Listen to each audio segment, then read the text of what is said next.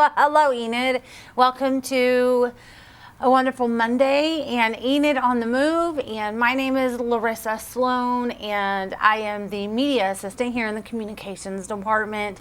And with me today is Scott Morris. He is the assistant city manager, and he plays a lot of roles in the city of Enid. And so we have a lot of fun stuff to talk about today, and a few of those things is quality of life, some fun stuff to get plugged into. First, I want to talk about the weather. It's so hot outside. And I remember like a year or two ago, I had a heat stroke, and I never realized how important it was to stay weather aware and like to stay aware of like, it might feel okay right now, but if you're out in the heat a little longer than expected, you might just get sick. That's right. As you know, we're just here in mid-June. We've still got July and August ahead of us. That's usually when our warmest weather is, and probably the two best things you can do to take care of yourself during the summer is to plan ahead and stay hydrated. You know, each of us should be drinking at least 64 ounces of water every day. That'll help you, your ability to be resilient out in the heat. Second thing is if you do work out in the heat, take some breaks, find some shade, and to the rest of us that don't work in the heat, maybe the best thing for us is to postpone some of our chores until it gets a little cooler in the day. Those are just some easy things we can do to help live through the heat. And of course, one of the pro moves for Oklahomans is when it comes to parking is you find the spot where you can park in the shade. Yep. How many glasses of water is 64 ounces? Well, there's 8 ounces in one glass of water, and so that's a lot of glasses of water. That is a lot of glasses of water. I don't think I drink that much. I probably should up that water intake, and so should you. So we're going to move into some of our other stuff that we have to talk about. We do have the Juneteenth holiday coming up this Wednesday, and so our offices will be closed, and the landfill will be at regular hours, which is 7 a.m. to 6 p.m. And then, of course, Meadow Lake, their first tea time is 7 a.m., I believe, and then they will close at 8:45. And so that is fun. Go ahead and put your trash out like normal on Wednesday. They will run trash on Wednesday, so go ahead and put that out there. And then on our Juneteenth holiday, you might also notice if you drive by the Dr. Martin Luther King Jr.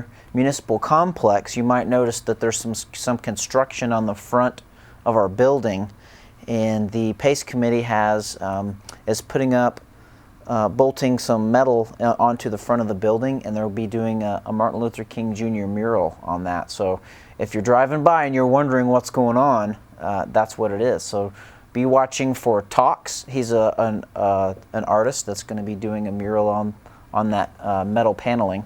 He's wonderful. And it should be a beautiful thing to commemorate Dr. Martin Luther King, his achievements for freedom for all of us, and in the building, which is named the Dr. Martin Luther King Jr. Municipal Complex. That's wonderful. Yeah, we do have an image of that, and so that is really, it's very vibrant, and so I think it's going to be a wonderful addition. And then we also have the 4th of July celebration coming up, and so that is a huge it's an annual event. How many years have they been doing that? It's been a lot of years since we've been doing that. I can't go back. I don't know when we started doing fireworks every year. But we've had a long-standing relationship with Western Enterprises, who do the fireworks, and they won the bid this year as well. So we're going to have an amazing fireworks show when it gets dark around 9:30. Enid Symphony is going to be there, as they always are. And this year we're going to have a flyover by Vance Air Force Base, and I believe that'll happen around 8 o'clock. There's a fun, packed day starting at 5 a.m. So we will be putting out some information a little bit later on, showing you all of the ways that you can go out and enjoy and celebrate the 4th of July. Yeah, there's a fishing derby. The Kiwanis rides will be up and running, and that information will be released in a few weeks or a few days, really. Yeah. And so that is fun.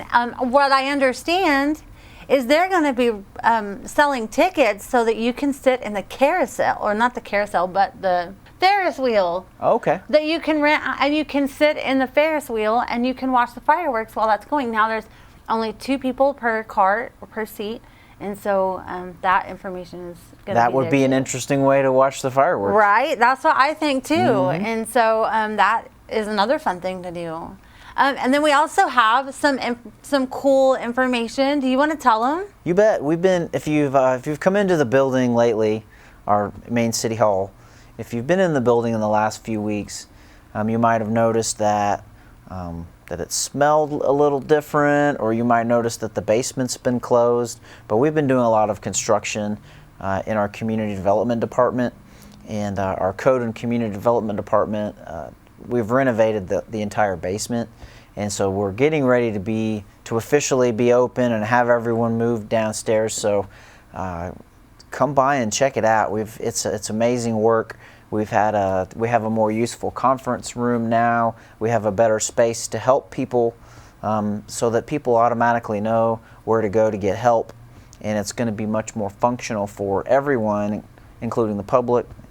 So come down and check it out. We've got a few more little odds and ends to finish to make it have just the right touch on it, but it's going to be great. We're excited about it. Yeah, that is going to be wonderful and so much more useful. And then we also have... Well, we do have tonight, we have an MAPC meeting tonight. Yes. And then we've got about 3 items on there. We're going to do minutes. We've got a few rezonings for Enid Public Schools. So they've bought a few more pieces of land that need to be rezoned to special use. So that's going to be happening tonight. And then join us tomorrow night, June 18th at 5 p.m. for the study session. And on our study session tomorrow night, we have a very interesting topic. We're going to be discussing the idea of changing some zoning to allow for some affordable housing in Enid. So that's something that we've been looking at for a long time. We had a housing study that was completed last year, and they identified some shortcomings that we have in housing. And so we're trying to do our part as a city to make it, to make things come together as best as they can to allow developers to build some of this affordable housing.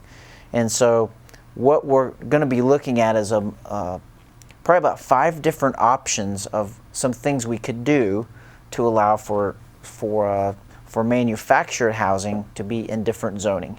So mostly what we're looking at is areas in Enid that might already be zoned for duplexes, not really our single family dwelling zoning, but our duplex zoning, to allow for what we're going to call an enhanced manufactured home to be put into that area. So that would be, and when we get an idea in our heads of a mobile home, most of us think about a 1970s or earlier structure that may not be looked at as highly, and definitely is not built to the standards that they're built to now. And so what we would be allowing in some of these on the study item would be a minimum of 24 foot wide with the door facing the street on a permanent foundation homes that look very nice. And I think they would fit into most of the neighborhoods that are already zoned for duplex. Most of those areas, the houses there were built in the 1930s, 40s, and 50s. And so these new manufactured homes would probably fit into those areas very nicely.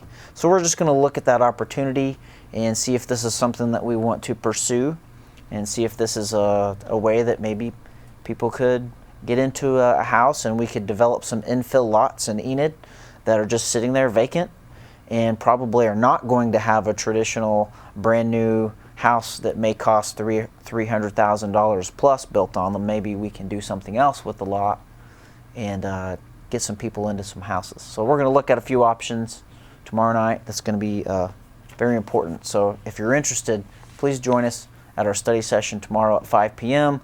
Our regular meeting at 6:30 should be very short and sweet. There are really no administrative or Enid Municipal Authority items.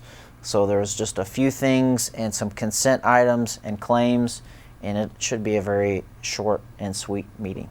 But you're welcome to join us at 6:30. You're welcome to sign up for public comments if there's something that you'd like to say. Or as always, you can communicate with city staff, with me, with the city manager, or with the council members. You're always free to call or email any of us at any time. That sounds wonderful. And as always, you can connect with us in all different kinds of ways. You can call our office, 580-616-7258, or you can connect with us on our social medias. You can check us out on there, and you can see all kinds of shows that we've done or videos that our office has produced and things like that. And so we just want to say thank you for taking the time to join us today, and we hope you have a wonderful day, and always stay hydrated. Bye.